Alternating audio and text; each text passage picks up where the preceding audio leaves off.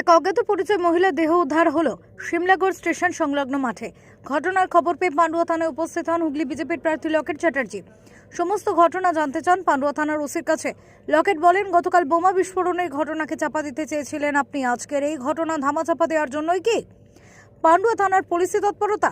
লকেট চট্টোপাধ্যায় থানার বাইরে বেরিয়ে সাংবাদিকদের মুখোমুখি হয়ে জানান,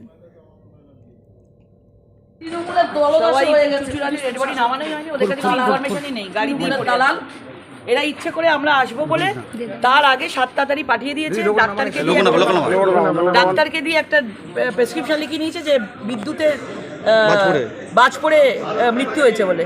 তারপরে এরা সামনে থেকে তাড়াতাড়ি করে এটাকে পাঠিয়ে দিয়েছে পোস্টমর্টমে। এত তাড়াতাড়ি কোনো জায়গায় পোস্টমর্টম হয়? চুচুড়া হসপিটালে পোস্টমর্টমে পাঠিয়েছে। চুচুড়া হসপিটালের কাছে কোনো ইনফরমেশন নেই, গাড়িতে এখনো ডেড বডি আছে, এখনো নামায়নি তারা। তাহলে ভেবে দেখুন, মানে পান্ডুয়া থেকে কি করে বার করবে? কারণ আমাদের খবর পেয়ে গেছে যে আমরা এখানে আসছি।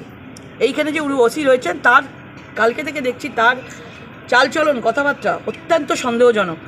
কমপ্লেন করা হবে। আপনার কি মনে হচ্ছে দিদি এখানে পুরো এখানে বড় কিছু আছে? কারণ ওইটা রাস্তার মাঝখানে জামা কাপড় এরকম অবস্থায় পড়েছিল, হাতে ভ্যানিটি ব্যাগ ছিল। বললাম ভ্যানিটি ব্যাগে কী ছিল? বলে কিচ্ছু পাওয়া যায়নি। কী করে হয়? ভ্যানিটি ব্যাগ মানুষ নেবে কেন? কিছু তো থাকবে ওর মধ্যে। একটা মোবাইল ফোনও পাওয়া যায়নি। অত্যন্ত সন্দেহজনক ব্যাপার। এগুলো ধামাচাপা দেওয়ার চেষ্টা চলছে, মহিলাদের ওপর অত্যাচার চলছে। কালকে এরকম একটা ঘটনা ঘটেছে, ওরা চাইনি, নাহলে ওপর থেকে যুবরাজের নির্দেশ আছে যে তাড়াতাড়ি করে ডেড বডি সরাও, নাহলে এখানে হাঙ্গামা হতে পারে। সেই জন্য এই কেস আমরা ছাড়বো না। এই নাম পরিচয় কিছু বলতে পারলো? কিচ্ছু বলতে পারিনি।